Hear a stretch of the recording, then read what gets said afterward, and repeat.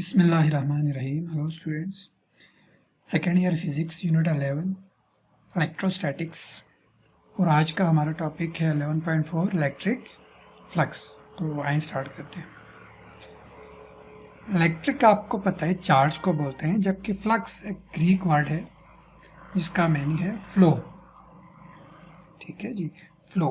Electric flux means charge का flow. इसका define समझने के लिए हम लेट करते हैं आपके पास एक एरिया है जिसको हमने ए से रिप्रेजेंट किया हुआ है। इधर से number of field lines pass हो रहे, तो इस एरिया से जितने नंबर ऑफ लाइन पास होंगे वही इस एरिया का फ्लक्स होगा। ठीक है जी, तो number of electric field lines passing through the given area. इस केस में एरिया ए से नंबर ऑफ लाइंस अगर आप देखो तो इसमें 4 लाइंस पास हो रहे, तो इसका जो फ्लक्स का जो मैग्नीट्यूड होगा वो होगा 4 मैग्नीट्यूड। ठीक है जी, इसी तरह आप इसको थोड़ा सा दूर प्लेस करो, ये जो एरिया भी, जिसका एरिया तो सेम है लेकिन डिस्टेंस हमने दूर कर दिया है, तो इससे नंबर ऑफ लाइंस कितना पास हो रहे, 2। तो इस केस में जो फ्लक्स का वैल्यू होगा 2 होगा इसका मैग्नीट्यूड। ठीक है जी, तो फ्लो से ये निकला है।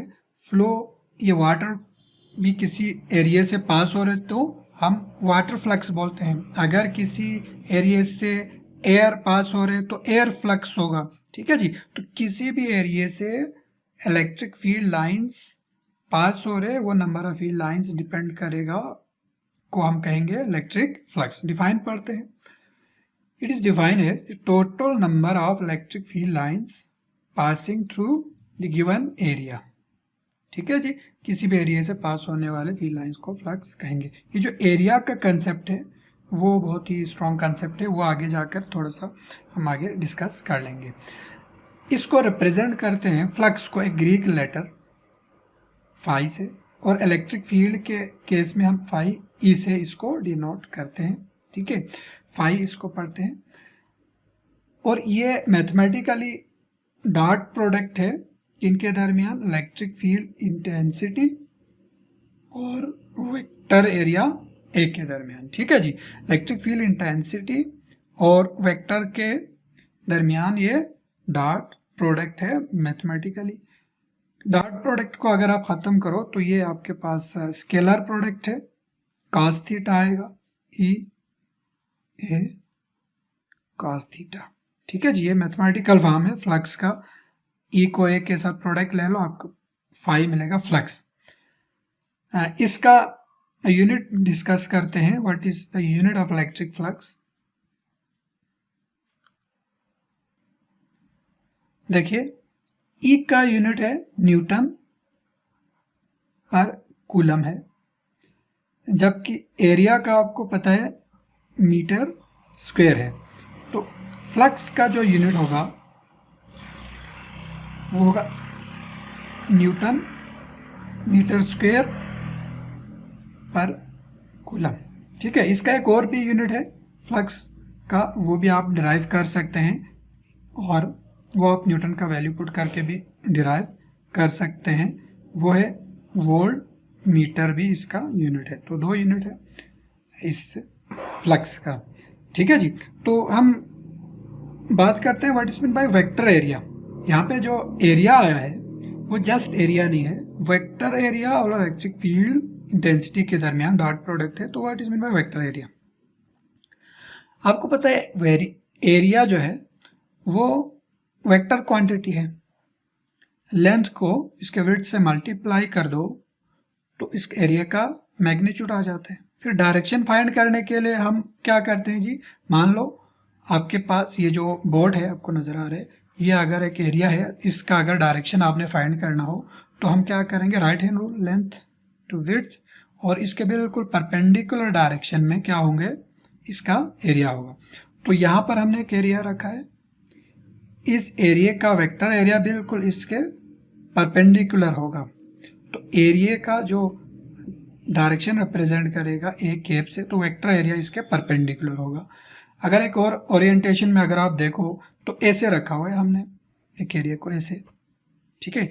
इस केस में वेक्टर एरिया कैसे होंगे जी, ऐसे, इसके बिल्कुल 90 डिग्री पे परपेंडिकुलर होगा वेक्टर एरिया। तो इस तरह से हमने रिप्रेजेंट किया हुआ है। किसी और ओरिएंटेशन में अगर आप वेक्टर एरिया ड्रा करना चाहें तो इस तरह से हमने रखा हुआ है ऐसे। तो इस केस में वेक्टर एरिया यहाँ से परपेंडिकुलर आएगा इस डायरेक्शन में, ठीक है जी।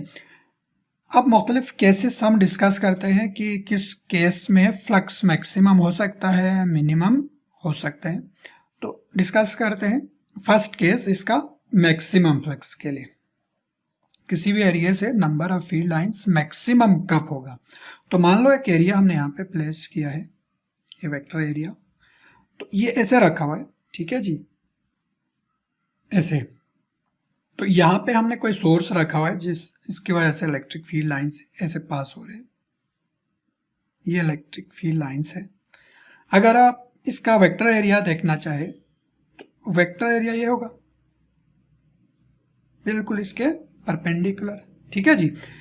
तो इसमें electric field intensity is parallel to the vector area, ठीक है। इन दोनों के दरमियान थीटा कितना है, अब अगर आप एंगल देखना चाहे तो it means theta is equal to 0 degree. तो फ्लक्स क्या होंगे, फ्लक्स आपको पता है phi E is equal to E A cos theta था, थीटा इस केस में 0 डिग्री है। आपको पता है कॉस जीरो 1 के बराबर है। तो इस केस में फ्लक्स आएगा ई ए के बराबर आएगा, ठीक है। जब वेक्टर एरिया पैरेलल हो इलेक्ट्रिक फील्ड इंटेंसिटी के तब फ्लक्स मैक्सिमम होंगे। नेक्स्ट पे आते हैं सेकंड केस, मिनिमम फ्लक्स। तो मान लो आप यहाँ पे हमने एक एरिया रखा हुआ है, बिल्कुल ऐसे रखा हुआ है, ठीक है जी। यहाँ से एक सोर्स हमने रखा हुआ है, वो इसकी वजह से जो इलेक्ट्रिक फील्ड लाइंस इससे पास हो रहे हैं इधर से ऐसे, ये इलेक्ट्रिक फील्ड लाइंस ई है। अगर आप इस पे वेक्टर एरिया ड्रा करना चाहे तो इसके बिल्कुल परपेंडिकुलर होगा अपवर्ड, ठीक है जी। ये इसका वेक्टर एरिया होगा। इस केस में थीटा कितना है, 90 डिग्री पे है, ठीक है जी। तो अगर electric field intensity is perpendicular to the vector area then in this case flux will be minimum. कितना होंगे जी, ई ए कॉस 90 डिग्री। आपको पता है कॉस 90 0 के बराबर है, ठीक है जी। कॉस 90 0, तो 0 से आप इसको मल्टीप्लाई कर दो तो तमाम टर्म 0 होंगे। इस केस में आपको फिजिकली भी नज़र आ रहा है फ्लक्स इधर से कोई लाइन पास नहीं हो रहा, आप इस तरह रखो तो फ्लक्स इधर से ऐसे पास हो जाएगा, ठीक है। तो इस केस में मिनिमम फ्लक्स पास होगा थ्रू एनी सर्टेन एरिया। मान लो आपने जो एरिया रखा है, आप किसी एंगल से रखा है, जो फ्लक्स का वैल्यू यहाँ से जो पास हो रहे हैं, जो मान लो ये आपके पास फ्लक्स है, सॉरी इलेक्ट्रिक फील्ड इंटेंसिटी है ई, ये ई का डायरेक्शन है। हमने एरिया ऐसे रखा हुआ है, ऐसे ये। अब इस एरिया पे अगर आप वेक्टर एरिया ड्रा करना चाहे तो बिल्कुल 90 डिग्री से ऐसे ड्रा कर सकते हैं, ठीक है जी। ये है आपके पास वेक्टर एरिया, ये इलेक्ट्रिक फील्ड इंटेंसिटी। अगर एंगल देखना चाहे तो कुछ ना कुछ इनके दरमियान एंगल थीटा आएगा। इस केस में जो फ्लक्स आएगा, flux is equal to E dot A, तो flux is equal to E A cos theta आएगा, ठीक है जी। तो किसी भी एंगल के लिए, अब वो एंगल पे भी डिपेंड कर रहा है, एरिया पे भी, वेक्टर एरिया पे भी और इलेक्ट्रिक फील्ड इंटेंसिटी पे भी। एरिया इंक्रीज डिक्रीज होगा, इसी हिसाब से फ्लक्स की वैल्यू चेंज होगा। वो फिजिकली भी आप यहाँ से क्लियर कर सकते हैं, ठीक है जी। शॉर्ट सा एक टॉपिक था, ये शॉर्ट क्वेश्चन में बार बार पूछे गए हैं। तो मिनिमम फ्लक्स के लिए ई का वैल्यू कितना होगा, वेक्टर एरिया जो कि एक स्ट्रॉन्ग कंसेप्ट था, इसमें मैंने आपको बता दिया। आई होप आपको क्लियर हुआ होगा। इसको प्रैक्टिस करें, इसका डायग्राम इसको साफ से बनाने की कोशिश करें, और ये भी पूछता रहता है। नेक्स्ट लेक्चर के साथ दोबारा हाजिर होंगे। खुदा हाफिज़।